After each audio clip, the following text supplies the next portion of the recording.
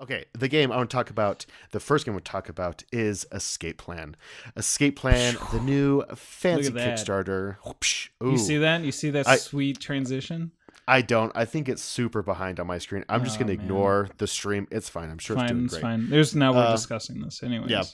So Escape Plan is the new hotness from Vital Lacerda and Ian O'Toole is the artist and published by Griffon Games, quickly becoming one of my favorite trios of all time. I do bring them up often because what they are doing is just fantastic. So Escape Plan, what it is you are you now you start in a hospital. Do you wake up in the hospital? I actually don't know that part of the story. It's after a heist. Everyone's trying to escape the city because you've been found out or something, and ultimately you're trying to go around and get the money that you stowed away in the city and trying to escape the city. But for some reason you wake up in a hospital. Is that true? You start in the hospital spot. So I'm just gonna say Yeah, that all you of you do are just in a start. Yeah, you hospital. do start off in a hospital tile. However, the whole story behind it, I just started learning the mechanics right away, so I've no Yeah, idea what it could be. same here. So, in classic Vital fashion, it is a pretty complicated game on the lighter end of his games. Actually, pretty easy to get into once you figure it out. It took me about 45 minutes to probably teach this game. We played a 4-player game, and it took us probably 3 hours to play. Okay. Is that right? Yes, I think that's right. Was it for your first time? Yes, yes. It was. It was everyone's first time. Okay, okay. Yeah, that sounds about right. Because we did 3-player, and it took about 2.5 hours. I want to Yeah. say, yeah. Yeah, yeah. But here's the thing. Everyone loved it. Like they were engaged the whole time. It was very exciting. So, how it is played? A brief overview. There's a board that is like an unrolled map with some stuff on the side, but the map is not built yet. There are huge, thick cardboard tiles that you populate the map as you play the game, and the map has different types of terrain. It has different types of roads and residential, forest, things like that. And then also on these tiles are locations for stores and shops and other things where you ended up storing your money. Now these places that come out, the stores and everything, have a different value for different players, and it's essentially thematically it's where you invested your money and you have to go and pick up your money from them in order to get out. There are 3 exits on the board, and only one of those will be a viable exit by the end of the game because the cops are closing down the exits in the city. You're also calling on your help, your contacts in the city, and they do different things as well.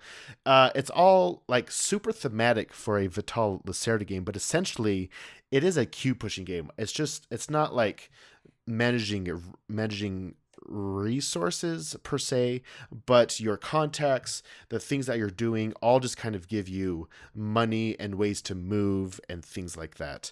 This is a game that, if you like his style of games, this feels the most different from any of them. It's a bit more thematic. It's a bit more fast paced, I would say. Okay, Uh, sure.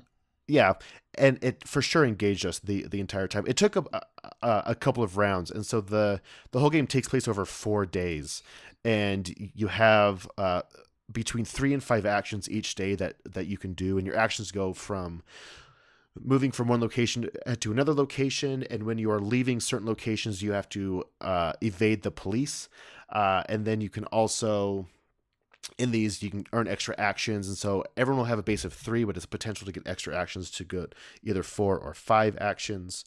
Let's see. There's a lot for this game. I'm trying to think of what else there actually is. You can get injured. You have the cool mechanism with your income is that the more of your income tokens, they all start on your board, but the more you put out, the less income you actually get because you're storing your money. I think it's hard for me to connect a lot of the thematic elements to Hmm. the actual gameplay, and I think that will come from more plays. This game is one of those where, like, having never played it and having to learn and teach the game was, I don't know if I would say challenging, but it definitely was a feat. Like, I felt exhausted afterward, but like the fun time of the fun kind of exhausted, if that makes sense. Okay. Uh, and then the whole point of the game is to have the most money by the time you leave. If you do not leave the city in time, which is completely possible if you don't have enough money to pay your way out of the city, then you just lose the game completely and you don't even have a chance to win, which I think is funny. It's a tiny bit of push your luck. We weren't even close to that. I don't know if that was a thing for you guys. Did that happen? Oh yeah. Okay. It did. And I'll get into it later, but yeah, it did. I feel like we should get into it now. I want to hear this story. Sure. Okay. So we did a 3-player game, and I'll preface by saying that I have been thinking and reminiscing about it recently about Vital Lacerda's games, and he's becoming one of my top designers that I look out for, just in terms of whatever he's doing. So On Mars is on Kickstarter, or is nearing the Kickstarter end here soon. Lisboa, Kanban I picked up. The Gallerist, which is like one of my favorite games, and Vinhos. All these games that come in like these big gigantic boxes, and you kind of, when you see a Vital Lacerda game, it comes in this giant box and you're like, oh, okay, like it's intense. The way though that he is able to distill player actions to such a simplicity, but give it such complexity is astounding to me. It's, I am enamored with his style of design because I've never had so much trouble taking a single action that's so simple before. Oh yeah. Because it's like, okay, in Escape Plan, all you're doing is one of two things. One, you're moving, or two, you're resting. That's it. In the Gallerist, you are moving to 1 to 4 different places. That's it.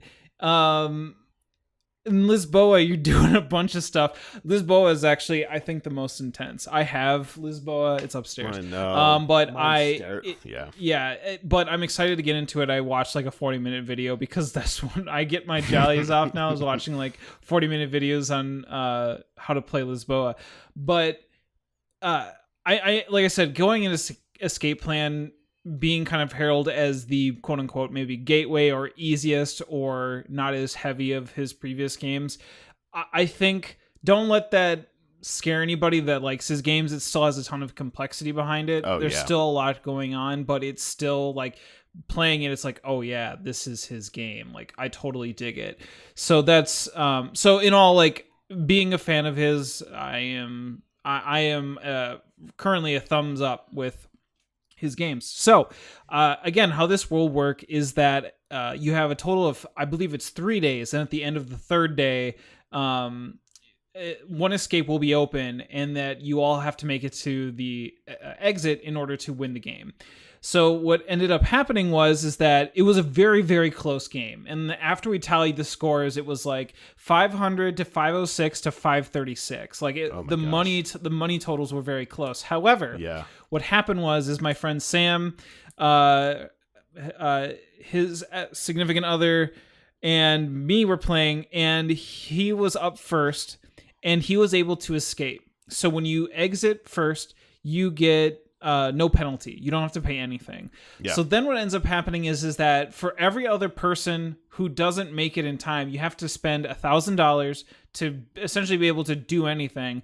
And then the next person who exits the map has to pay immediately $5,000. And I had no money because what was happening was I was spending it on stuff.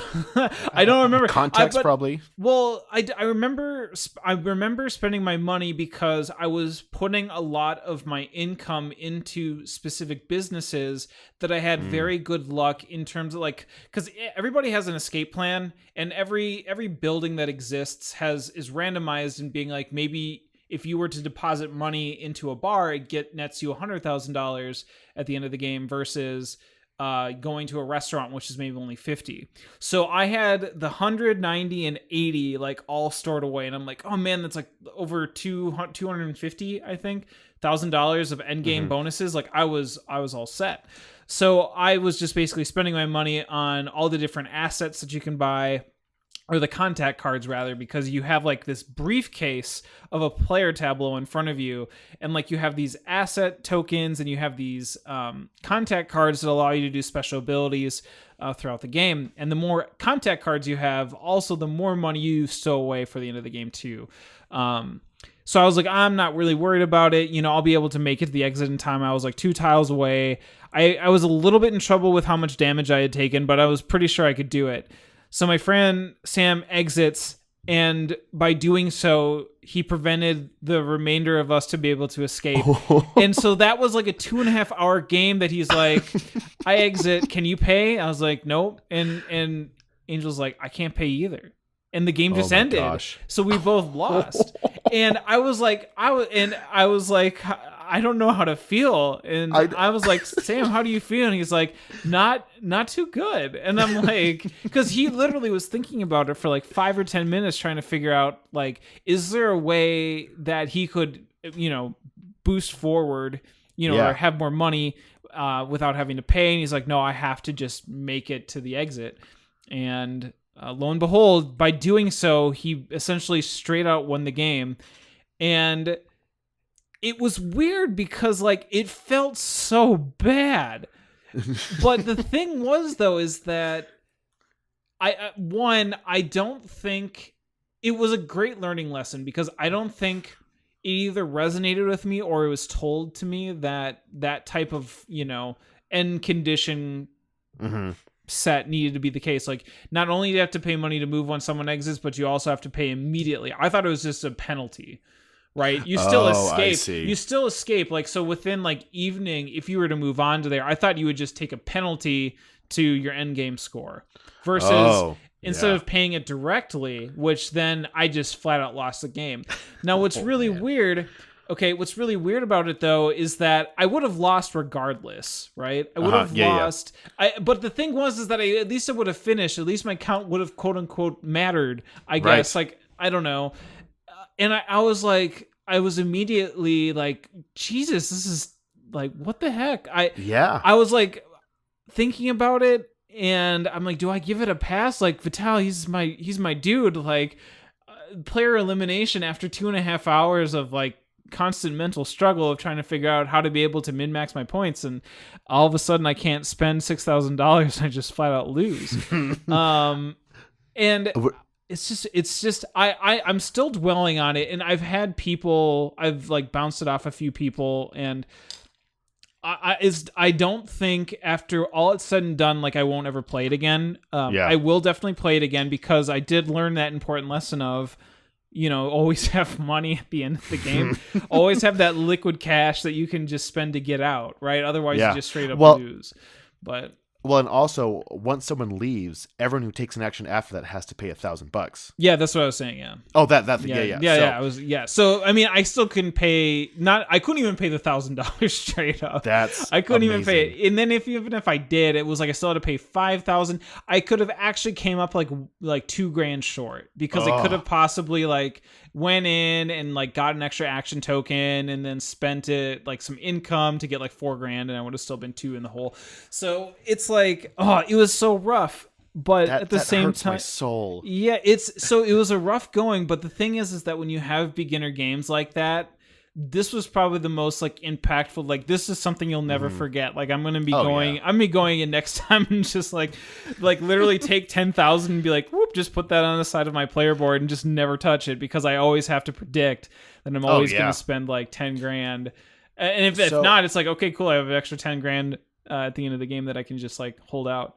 But for us, I think I made us so paranoid about that like no one, I mean, it was close on for a couple of us, but I was just so paranoid about that I just like got out of Dodge. Now, our points were not as high as that. I won in the 400s, and I was about $100 ahead of everyone else, but everyone else was really close.